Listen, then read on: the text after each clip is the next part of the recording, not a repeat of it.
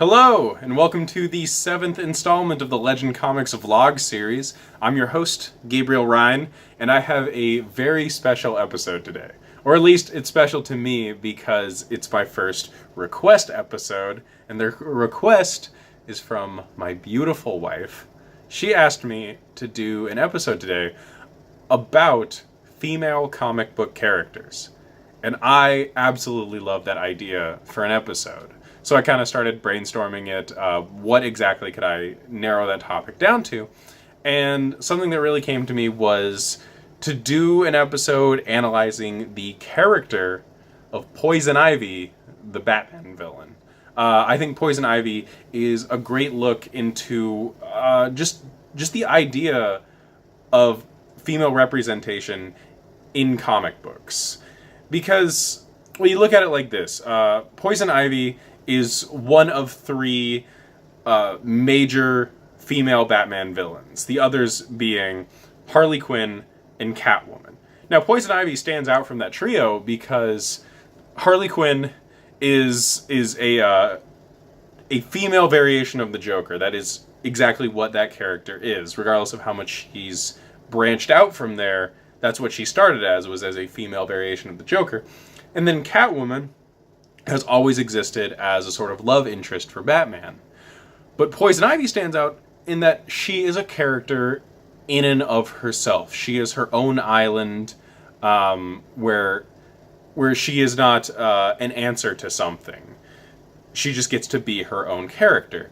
And so, what has that let her be throughout the years of telling Batman stories? Well, she initially started off as a little bit of a femme fatale kind of character.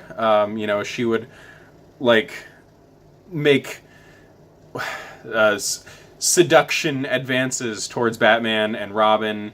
But then as the years went on, that kind of fell out of fashion. There's not much you can take that idea of a character to.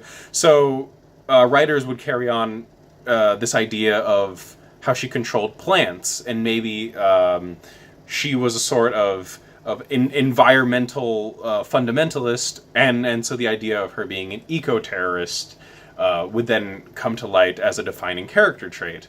And the more that continued, the more, I think, around the 80s and 90s, we got to see Poison Ivy as a solid, pure villain.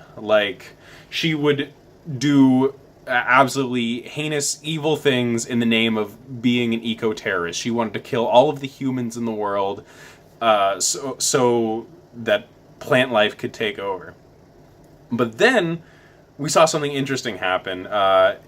In the 90s, the late 90s, I believe, after Harley Quinn got introduced, first to the Batman animated series and then to the comics, Harley Quinn exploded in popularity, and one of the biggest additions to that popularity was Harley Quinn developing a romance with Poison Ivy.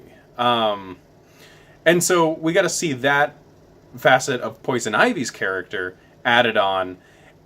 And I think what that did, that specific idea, adding a romance between those two, humanized Poison Ivy a lot. And she started stepping away from the villain role. People had a hard time seeing her in a relationship with Harley Quinn and still be just this evil, maniacal villain. So in recent years, we've definitely seen Poison Ivy shift towards the hero role. And I've seen two different camps in this idea of she should remain a villain or she should continue her path towards becoming a heroic character. And it's something that I'm really on the fence about, because Poison Ivy, at least to me, represents this idea of the female villain of the Batman mythos.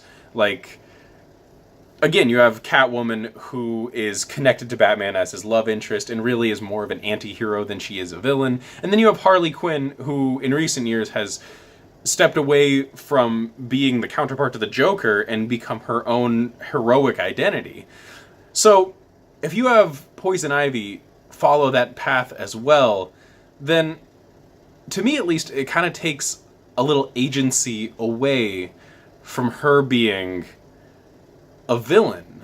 Like, it gets rid of what is now her defining characteristic of she gets to be the female villain presence in the Batman universe. And to be honest, I think that there's a lot more stories that can be told from the villain perspective there, as opposed to her being a hero, because the stories of her being a hero, I think, are already being told by characters like Harley Quinn and characters like Catwoman. So, if you ask me, I'm an advocate for it. Let's get Poison Ivy back to her 80s and 90s roots and bring back this eco-terrorist idea, this maniacal, evil character. Well, not true evil, but a character that is very much opposed to the hero. Because I think that's really where Poison Ivy shines.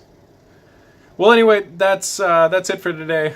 That was an interesting little topic, and I'm really glad that I got to talk about at least one female character in comic books, and I'm excited to take more requests coming in the future.